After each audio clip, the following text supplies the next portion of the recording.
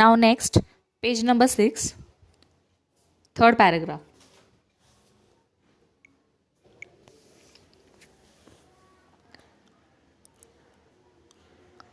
On the backdrop of the emergence, many opposition parties came together and formed a party called the Janata Party. The Congress party, led by Indira Gandhi, was roundly defeated by the newly formed Janata Party. Morarji Desai became the Prime Minister, but under his leadership, the Janata Party government couldn't last long due to internal differences. Charan Singh succeeded him, but even his government was a short lived one. Elections were conducted once again in 1980, and the Congress party, under the leadership of Indira Gandhi, came to power again. So, then what happened? A new party, there were many different oppositions party, so they came together and formed a new party called the Janata party. ये जो अलग अलग opposition's वाले थे, opposition's मतलब जो oppose करते हैं, विरोध करते हैं, वो जो थे उन्होंने मिलकर एक पार्टी निर्माण की, फॉर्म की, जिसका नाम था जनता पार्टी. ओके. फिर तब मोरारजी देसाई प्राइम मिनिस्टर बने और फिर उनकी गवर्नमेंट आई और कांग्रेस की चली गई.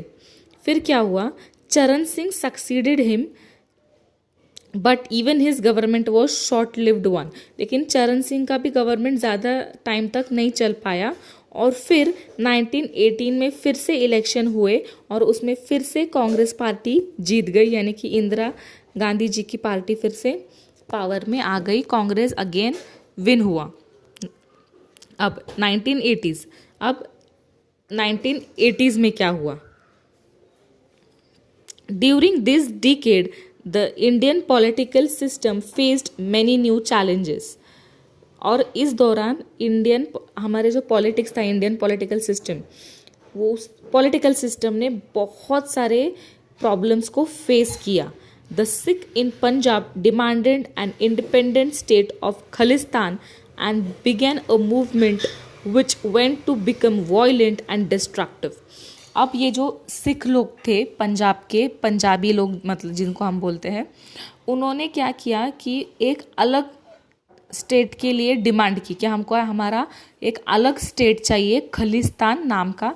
और उसके लिए उन्होंने आंदोलन मतलब मूवमेंट शुरू किए और धीरे धीरे वो आंदोलन बहुत भयंकर हो गया, डिस्ट्रक्टिव फॉर्म ले लिया उसने, वॉयलेंट और डिस्ट्रक्टिव हो गया, मतलब नुकसान कारक हो गया. वो लोग शायद मारपीट कर रहे होंगे या कुछ भी, but which wasn't right, which was very destructive and violent for the people and for them self. ऐसा हुआ.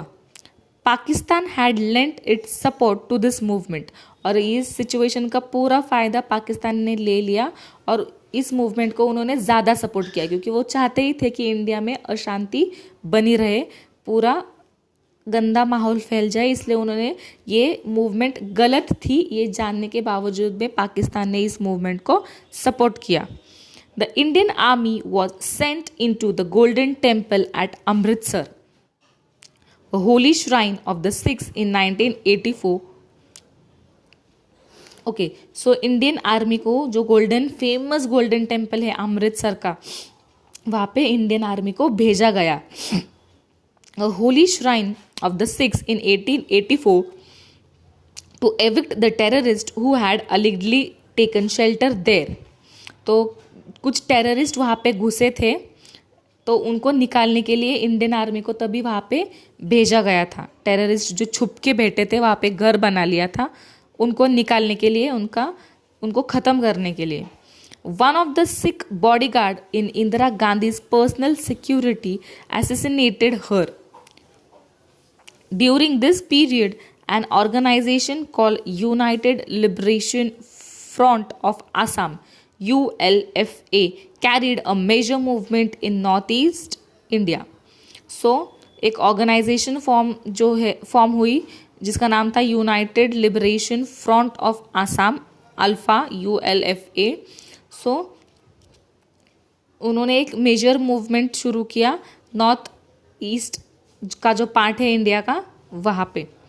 Right after Indira Gandhi's assassination in 1984, Rajiv Gandhi became the Prime Minister of India.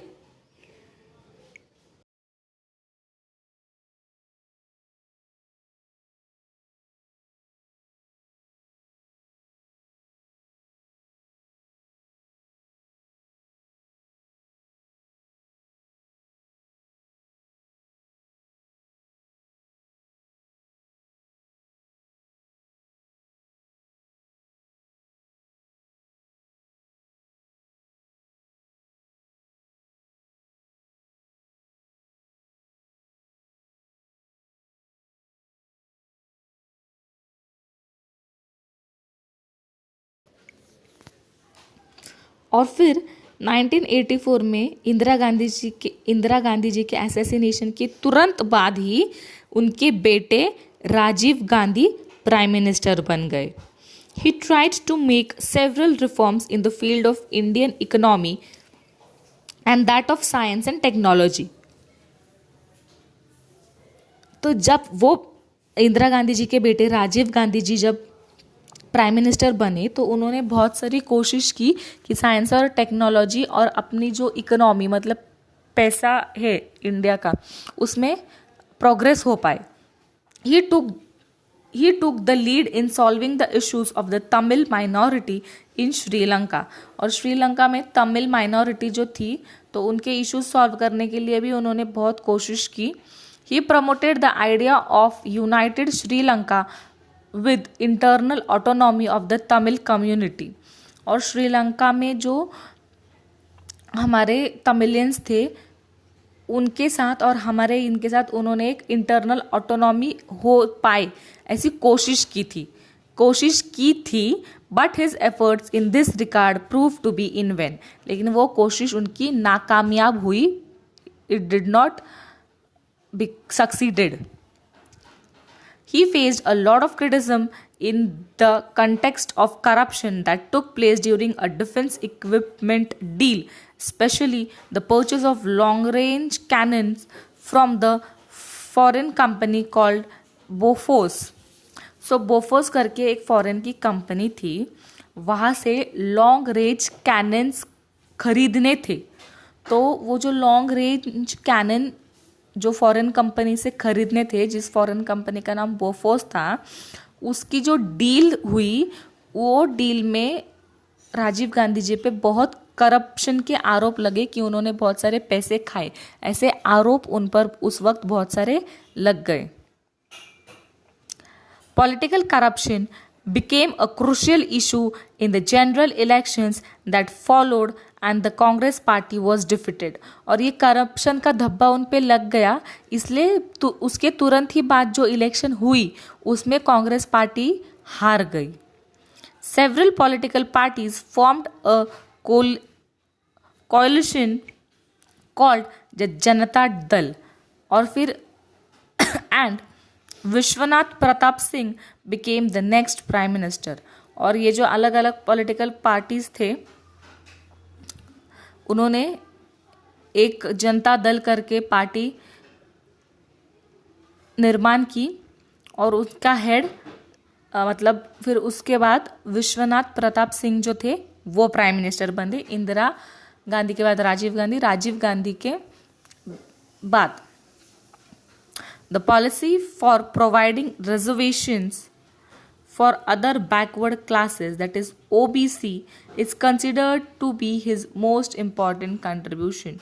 और अभी जो हम देखते हैं OBC के लिए रिजर्वेशन होता है, कोटा होता है हर जगह पे, एडमिशन पे, जॉब पे. यस, सो वो जो OBC वालों के लिए रिजर्वेशन जिसने वो रिफॉर्मेशन लाया वो विश्वनाथ जी प्रताप थे. उनके वजह से आज भी ओबीसी यानी कि अदर बैकवर्ड क्लासेस को रिजर्वेशन मिलता है. He could not continue as prime minister due to internal differences in the party. और कुछ पार्टी के अंदर ही मतलब इंटरनल अंदर ही उनमें कुछ डिफरेंसेस मतलब कुछ भेदभाव हुए, कुछ प्रॉब्लम्स हुई, उनमें ही यूनिटी नहीं थी, उन लोगों में ही झगड़े होने लगे उनके पार्टी में, इसलिए वो आगे प्राइम मिनिस्टरशिप नहीं कंटिन्यू कर पाए. इन 1990 फिर 1990 में Chandrashekhar became the prime minister of India. फिर 99 में चंद्रशेखर जी प्राइम मिनिस्टर बने।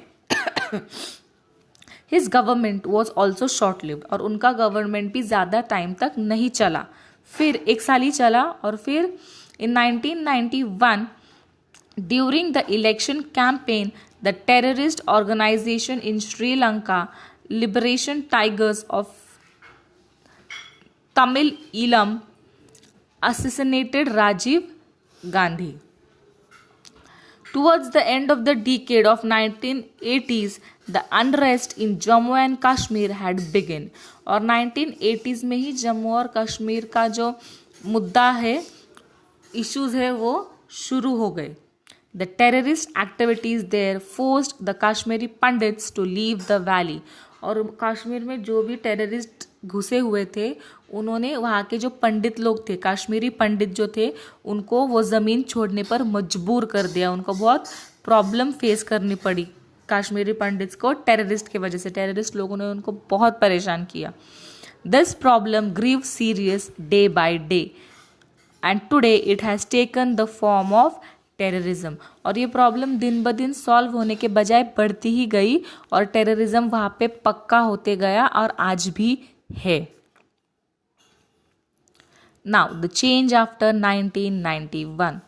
तो अभी 1990 तक हमने देखा कि हर एक डिकेड, मैंने पहले भी बोला था, एक डिकेड मतलब 10 साल का होता है।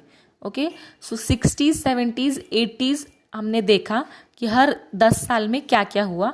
अब 1991 से आगे क्या चेंजेस आए वो हम देखेंगे।